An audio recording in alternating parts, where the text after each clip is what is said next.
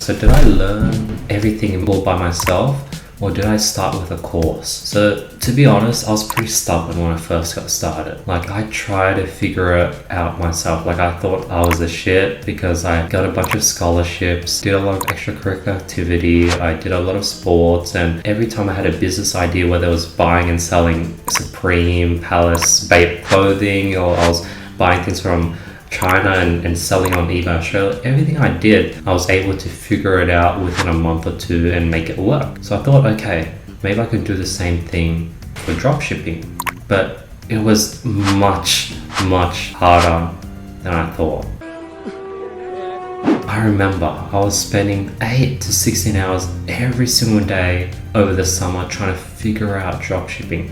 I was watching Gary Vee daily V videos every single day just to keep me motivated. I was watching dropshipping related videos day and night and trying every single thing possible. I was testing 5 products a day. And my goal was, if I had $5,000 I saved up working at Kmart, McDonald's, and then swimming instructor. I was working as a swimming instructor at the time. And I had like maybe $8,000 saved up.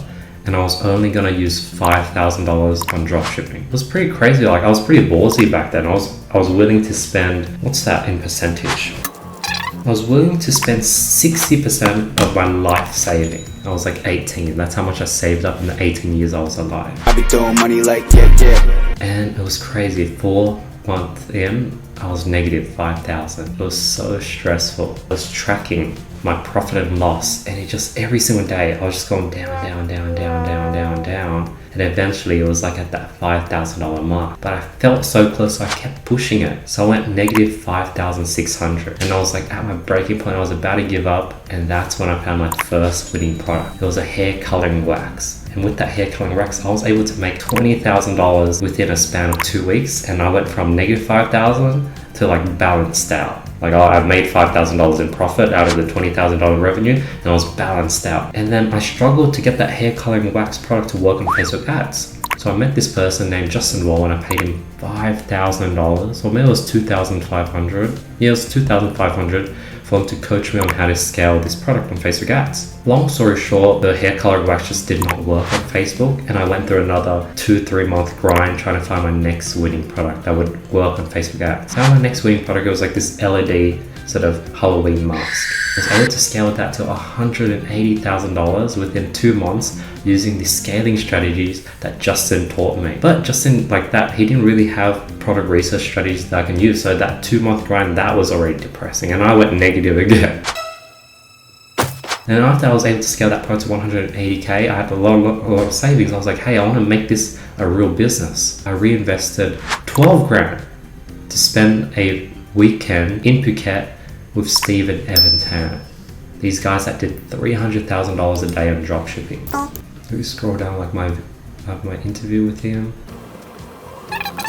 What I learned paying 12 grand for 12 grand mastermind. So I spent 12 grand 4 days with him, and at first, like, I came back and my Facebook ads account was banned. I was stuck and I couldn't really apply the knowledge I learned. But over time, it really taught me how to build a team. Still communicate with a lot of the high level people that was at that mastermind till this day, and I've learned so much people from them. That was the next thing I invested in. Then I started going back and really focusing on the Andy My personal brand, and I really got into consulting and teaching people. You know, I was charging people like $200 an hour, like $2,000 packages, $1,000 packages, and it was just like, it felt like I was going nowhere with consulting. Then I met Omar Elada. I saw that he was offering mentorship, so I signed up. Then I jumped on a sales call with his sort of sales rep, and I paid him $10,000 to learn how to grow my YouTube channel, grow my podcast, and how to grow consulting. 10 grand, again, didn't have results, but it showed me that, wow, I can price my services and my value with all the knowledge I learned for much, much more. So all of a sudden I went from charging $1,000 to charging $10,000, $12,000, $5,000 for like a day's worth of work. And it worked. It showed me that my value was worth much more than I thought it was. And it was just as easier to sell a $10,000 package versus convincing someone that didn't have money to get my help for $1,000. Since then, I've just been networking and meeting a lot of amazing people. I haven't done too much training. Like, I still do courses, I buy books, and I do like motorbike courses, boat license courses. I want to do a course on how to survive in the wild. So I do those things, but I don't really get business coaching anymore, just because I'm pretty happy with where I'm at, and a lot of the people in my network, it's a value trade. I give them what I know when it comes to the things I'm skilled at, and they share with me what they are skilled at